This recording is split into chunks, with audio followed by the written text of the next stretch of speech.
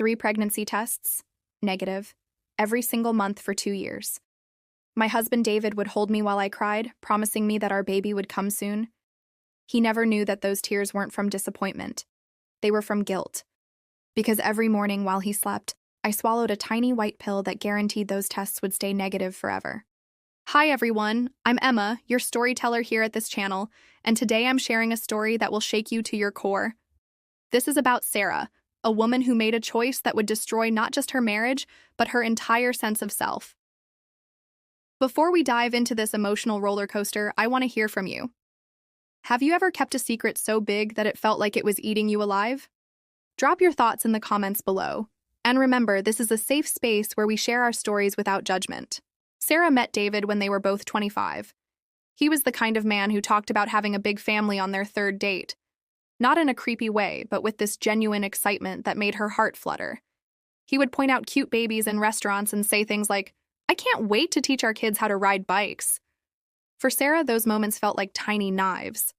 She loved David with every fiber of her being, but she had never wanted children. Not ever. The thought of pregnancy terrified her. The idea of sleepless nights, losing her freedom, watching her body change. It all felt like a nightmare she couldn't wake up from. But David was perfect in every other way. Kind, funny, successful, and madly in love with her. So when he proposed after 2 years of dating, Sarah convinced herself that maybe she could change. Maybe love would be enough to make her want what he wanted. Their wedding was like a fairy tale. David's vows included promises about creating a beautiful family together and filling their home with the sound of little feet. Everyone smiled and clapped. Sarah smiled too, but inside, panic was building like a storm. During their honeymoon, David brought up starting a family right away. "Why wait?" he said, kissing her forehead. "We're married now. We're financially stable. Let's make some beautiful babies."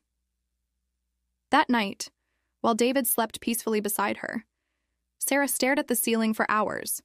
She thought about telling him the truth, but every time she imagined the conversation, she saw the hurt in his eyes, the disappointment that would crush his dreams. She couldn't bear to be the person who broke his heart. So she made a decision that would haunt her for years. She would pretend to try while secretly making sure it never happened. The next morning, she quietly made a doctor's appointment for birth control pills. For the first few months, it felt almost like a game. Sarah became an expert at hiding those little pills. She kept them in an old vitamin bottle, hidden behind her skincare products. Every morning at 6:30 before David's alarm went off, she would slip into the bathroom and take her pill. David was so excited about trying for a baby. He bought pregnancy tests in bulk. He downloaded apps to track her cycle, though Sarah gave him false information to throw him off. He started eating healthier and taking vitamins to optimize his fertility. The guilt was crushing, but Sarah told herself it was temporary. She just needed time to figure things out. Maybe she would change her mind.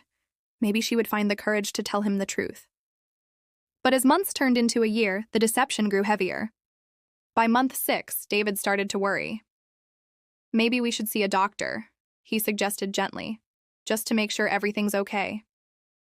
Sarah's heart raced. A doctor would discover her secret immediately. "Let's wait a little longer," she said. "Sometimes these things just take time." Every month became a performance.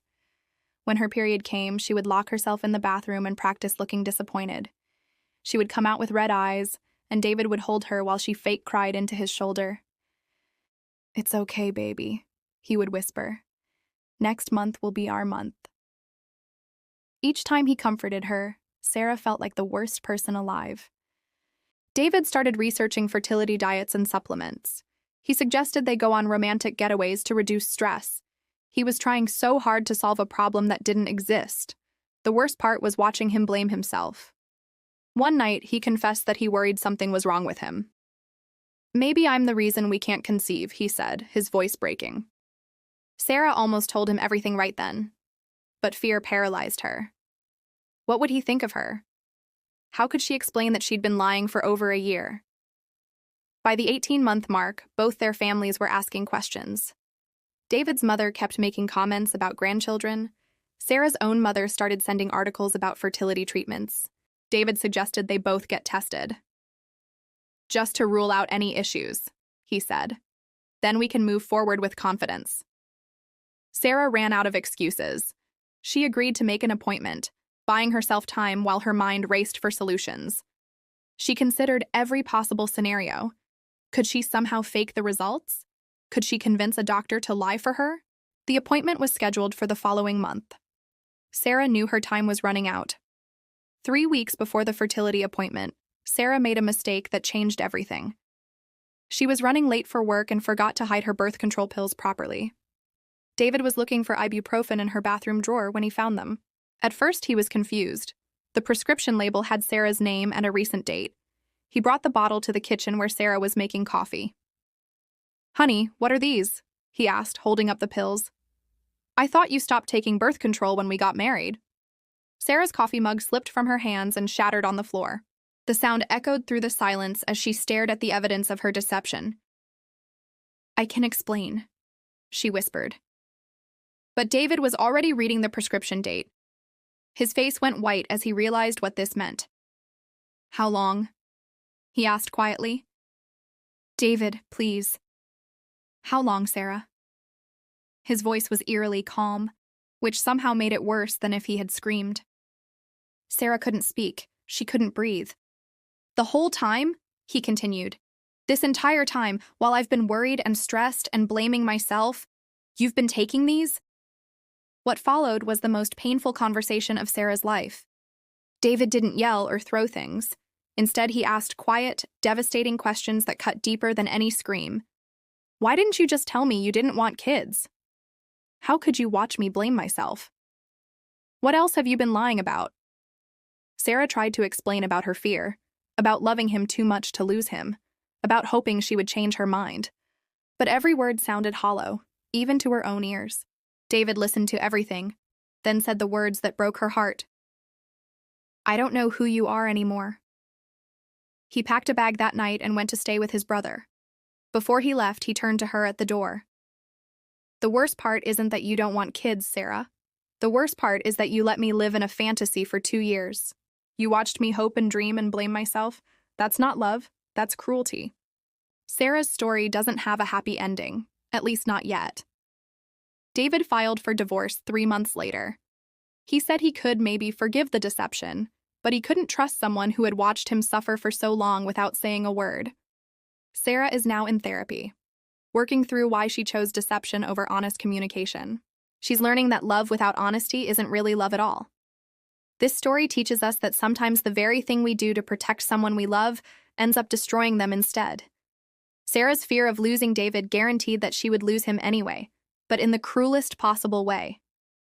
The truth might have hurt David initially, but it would have given them both the chance to make informed decisions about their future. Instead, Sarah's lie stole 2 years of his life and broke both their hearts. Here we share these difficult stories because they teach us something important about human nature and relationships. Sometimes love means having the hard conversations, even when we're terrified of the outcome. What do you think about Sarah's choice? Could you forgive this kind of deception, or do you think David made the right decision? Share your thoughts in the comments below. I read every single one. If this story moved you, please give it a thumbs up and share it with friends who might benefit from hearing it. And don't forget to subscribe and hit that notification bell so you never miss these powerful stories that remind us all about the complexity of human relationships. Until next time, this is Emma reminding you that the truth, no matter how painful, is always better than the most beautiful lie. Thank you for listening, and I'll see you in the next story.